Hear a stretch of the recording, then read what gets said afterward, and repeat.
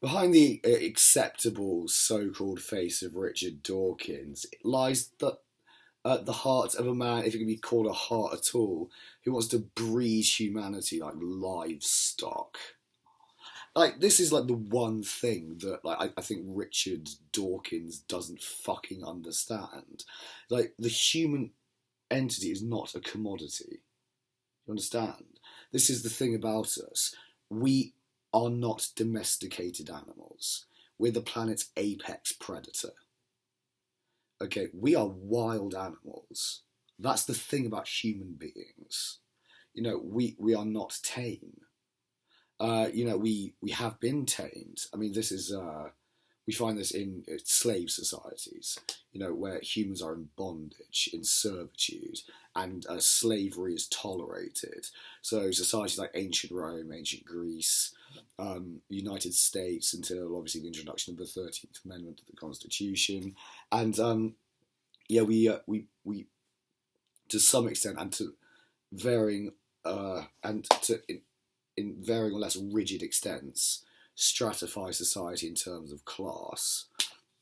And I don't know if he's ever read Aldous Huxley or if he understands the implication of that strain of bioethics. But like, what is he, like a biologist without ethics? Clearly, like, doesn't understand trait economics, doesn't understand any of these subtleties that don't have much actually to do with biology or zoology, which is his field, but deal more with an economy. And do try to treat human beings in the abstract academic sense as a commodity, sure, but in terms of numbers, try to derive like a depoliticized, speculative academic point about something. That's on one level, that's a tolerable move, I grant you. But what's not tolerable is to advocate that we ought to, instead, would certain people be exempt from this? Like, there surely be some sort of ruling elite who's breeding these people, or are we just all subjected to it? Like, I would never want to be subjected to that. How disgusting. What to be treated, like in society as a commodity. What we have to overturn, like the right to privacy and family life, the right to the freedom of belief and expression. Like, are we forced to procreate in this society? Like, is that decision made for us? Are we essentially, like, it's slavery? Like, this has actually happened before in history, I believe. Like, American slave owners in the Deep South would breed black people with other black people to try and produce the biggest, strongest slaves. Yeah. And like, it's vile. We can't do that again. We can't go back there to that sort of place.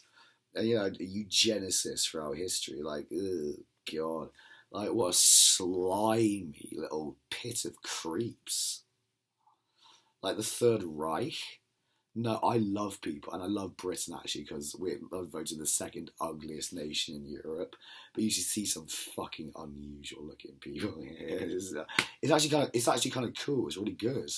I mean, I don't know actually like how much I tolerate I tolerate living in France amongst like, say, like, mostly beautiful people around. I don't know. I like having it be. I like seeing odd looking people. I like human oddity and uniqueness. I mean, okay, with eugenics, I think there's an argument, say, like when it comes to mitigating human suffering, like this argument over, say, sickle cell anemia, like whose life is benefited by having sickle cell anemia or spina bifida or something like this, and then there's a very complicated debate with Down syndrome, and I don't really know if I have an opinion on it, and it's very very, there's a lot of like a lot of potential for hurt feelings there. And you should, tread very carefully on that subject. But you're blustering, well, you're like with a tweet. I think this about this. You're like, and Christ, the religion bashing and like this. It's ethnicity, wasn't it? It's actually racism. To do all this, and it's stupid, and they're all stupid. We're all so clever. We're bright. Like, you're foul. Stop. There's also very intelligent Christians out there. Christians are by no means all stupid. I happen to be one, except I'm in my own Protestant dissenting sect, and I like to refer to myself as an Anglican prankist. The Anglican variant of prankism, the sect of Christianity that I've created, that suspects that the crucifixion of Jesus of Nazareth was an elaborate prank on his stag weekend. Since Passover, I think, during Passover you wouldn't be able to motivate many people in Jerusalem to stage an insurrection, but it might be a propitious time for a wedding. It's a time of merriment, celebration, festivity.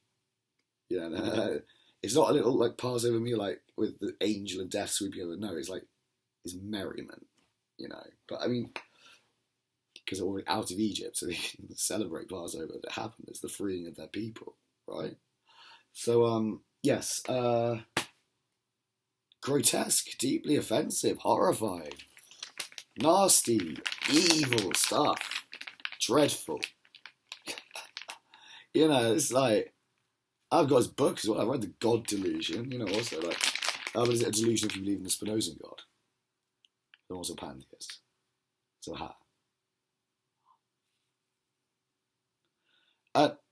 do I have anything to say about deism or deism?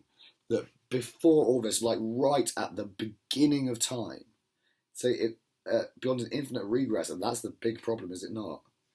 If it really is an infinite regress, then there is no beginning, and it's eternal. However, do we speculate about a point beyond which you could go no further? And how do we think about concepts of infinity and nothingness? And then we find the back route into philosophy and our logic and mathematics, how we think about these things, and our philosophies of mathematics, and we begin thinking of, say, a relationship between them, or a correspondence, or a system of logical implication or inference. But no, we don't deride also our intellectual heritage via religion, since it did also bring us Aristotle into the modern world and various writers of the ancient Romans and ancient Greeks. Then we had the Renaissance, we had far more, and it percolated through society in the universities, did it not? These scholastic institutions teaching, yes, Aristotle, because that's what they knew back then. And, people like Galileo building telescopes, mentioning Copernicus, predicting that the sun was the center of the universe. And strictly speaking, yes, Aristarchus of Samos doing it back way in ancient Greek times, I think 150 BC, maybe. On Samos, it's where he was from, yes. I know nothing about Aristarchus of Samos at all, apart from that. But I just know his work didn't survive into the medieval period, clearly. And then, and so on. And our science develops. And religion and the institutions bite back, sure. And they feel deeply threatened by it. But it does take root.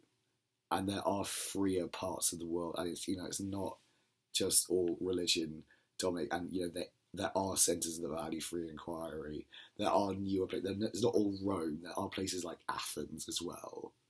They're more like Athens.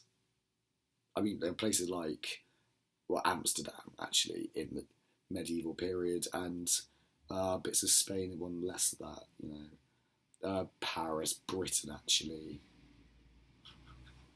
With our break with Rome and what have you. Germany, lots of things going on there. I don't think, and yet religion itself is a big issue, and it generates all sorts of random philosophical and theological strife and popular outrage over often very banal, trivial, crappy points. But in Britain and elsewhere, and eventually after the Enlightenment, Damn it, most of the rest of the fucking world. Alright? The whole planet, like, coming in universities, teaching science, which ultimately derived from religion. So, this whole thing, like, science is not a religion. Why not call it a religion? Okay? Yeah. Like, you've got to have training to, like, or, reading and learning and expertise and also didactic stuff if you want to do that way and have, scientific understanding and expertise and know what you're doing as a scientist and be a trained scientist. And now you're part of this religion called science, or this practice called science. You're a practitioner of science. You've got a bachelor's in it, or a master's, or a PhD, what have you. Okay? Whatever, at whatever level you want to call someone a scientist. So it's a religion, fine, you're a practitioner of science. Now we know. What did it grow out of? Judeo-Christian thinking and the philosophical and spiritual traditions of the West, which were at one point weren't so fucking hard to separate from one another because astronomy was also astrology and mathematics was also mysticism and fortune telling and what have you. Alright? So that's all. Fuck off, you fascist cunt, Richard Dawkins.